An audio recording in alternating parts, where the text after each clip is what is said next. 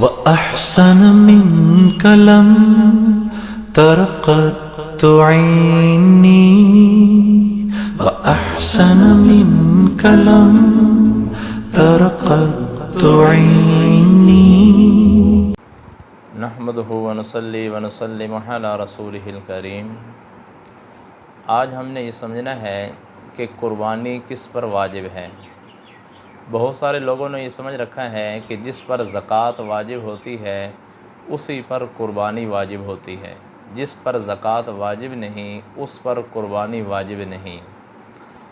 یہ مسئلہ اس طرح نہیں ہے، بلکہ مسئلہ یہ ہے کہ جو آدمی صاحب نصاب ہوگا اس پر قربانی واجب ہوگی۔ زکوٰۃ کا نصاب الگ ہے، قربانی کا نصاب الگ ہے۔ جو آدمی صاحب نصاب نہیں اس پر قربانی واجب نہیں۔ صاحب نصاب آدمی کسے کہتے ہیں؟ زکوٰۃ کے نصاب اور قربانی کے نصاب میں تھوڑا سا فرق ہے۔ زکوٰۃ کے نصاب میں دیکھا جاتا ہے کہ آدمی 4 چیزوں میں سے کتنوں کا مالک ہے اور کتنی قیمت کا مالک ہے۔ وہ 4 چیزیں سونا، چاندی، نقد پیسے اور تجارت میں لگائے ہوئے پیسے۔ یہ 4 چیزیں کاؤنٹ کی جائیں گی زکوٰۃ دیکھنے کے لیے کہ زکوٰۃ واجب ہے یا نہیں۔ اور کسی کے پاس یہ 4 چیزیں موجود ہیں یا ان میں سے 3 ہیں، ان میں سے 2 ہیں، وہ اتنی مالیت کی ہیں جتنی مالیت 52.5 تولہ چاندی کی بنتی ہے، تو ایسے شخص پر زکوٰۃ آئے گی اور قربانی بھی آئے گی۔ اور اگر وہ 52.5 تولہ چاندی کی قیمت کو نہیں پہنچتی تو بھی اس پر زکوٰۃ نہیں آئے گی۔ لیکن قربانی کے لیے یہ نہیں کہہ سکتے کہ اس پر قربانی نہیں، کیونکہ بہت سارے لوگ ایسے ہیں کہ جن پر زکوٰۃ تو نہیں بنتی لیکن قربانی بنتی ہے۔ وہ اس لیے کہ قربانی کے نصاب میں ایک 5ویں چیز ایڈ کی جائے گی۔ 4 چیزیں تو یہی ہیں، سونا، چاندی، نقد پیسے، تجارت میں لگائے ہوئے پیسے۔ 5ویں چیز ہے ضرورت سے زائد سامان۔ گھر کے اندر بہت ساری ایسی چیزیں ہوتی ہیں جو سال بھر استعمال نہیں ہوتی۔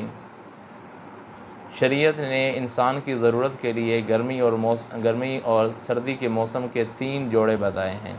ایک آدمی اپنے استعمال کے لیے 20 جوڑے رکھتا ہے، 30 رکھتا ہے، گناہ کوئی نہیں ہے، لیکن 3 جوڑوں سے علاوہ جو باقی جوڑے ہیں وہ ضرورت سے زائد ہیں، ان کی قیمت لگائی جائے گی۔